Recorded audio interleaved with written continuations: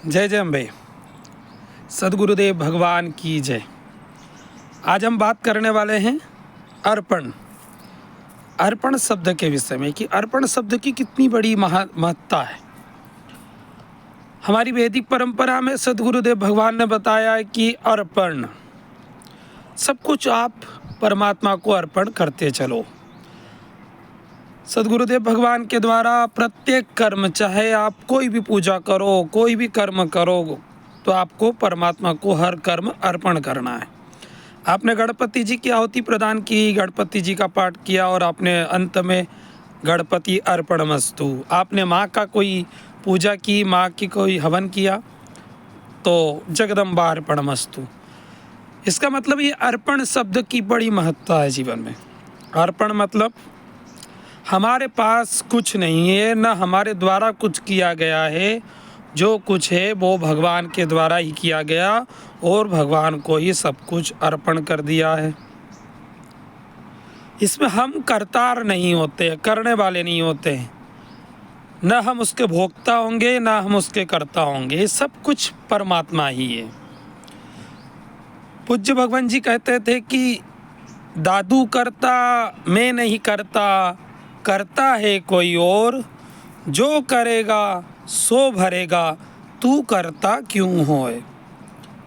वो बोलते कि अपने आप को करतार मत मानो, दादू करता मैं नहीं करता, मैं कुछ नहीं कर रहा हूँ, वो करने वाला कोई और है। वो कौन है? वो माँ भगवती है, वो परमात्मा है।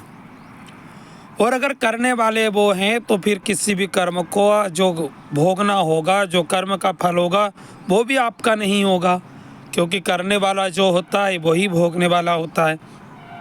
जब करतार ही परमात्मा है तो भोगतार आप हो ही नहीं सकते। इसलिए अपने आप को करतार मत मानो। तो इसके लिए क्या है? इसके लिए है कि आप कर्म को अर्पण करो। कोई भी कर्म आपका हो तो वो तत्काल ही परमात्मा को अर्पण हो जाए।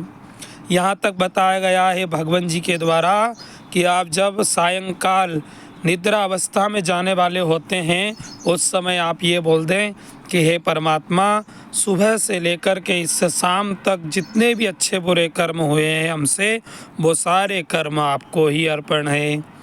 जब आप अर्पण कर देते हैं तो वो सारे कर्मों की जिम्मेदारी परमात्मा की हो जाती है। इसलिए अपने आप को करतार मत मानो, सिर्फ अर्पण करते चलो। अर्पण कर देने से सब कुछ परमात्मा का हो जाता है, फिर आपका कुछ नहीं होता है। इसलिए अपने आप को भी साष्टांग प्रणाम करके अपने आप को भी उस परमात्मा को अर्पण कर दो। जब आप साष्टांग प्रणाम करते हैं अष्टांगों के सहित, तो आप परमात्मा को अर्पण हो जाते हैं। यही भाव होता है। आप सभी का कल्याण हो। सद्गुरुदेव भगवान की जय।